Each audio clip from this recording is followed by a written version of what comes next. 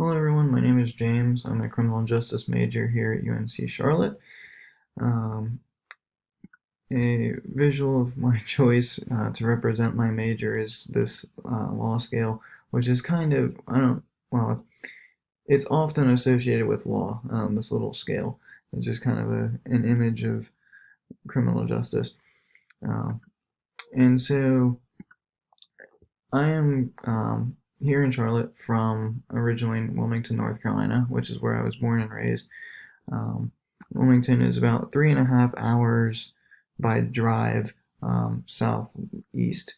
So you can see that's that little red dot on the map there. So kind of significantly far away.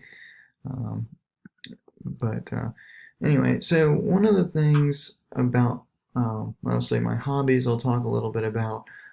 One of the things that I really like about Wilmington, and it's kind of a hobby or maybe a passion, is going to the beach, especially during the summer. But being in Wilmington, it's beach weather year round pretty much.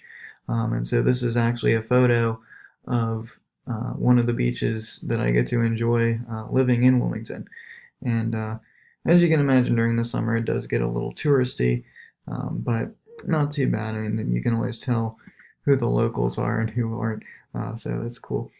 Um, so moving into animation and still sticking with my hobbies, I'm not much of an animator, really worth, aside from the sticky note flip books that I made as a kid, well, with the little ball that bounces. But no, so one of my hobbies that I have is cooking, and so this is the Pillsbury Doughboy, which everybody knows.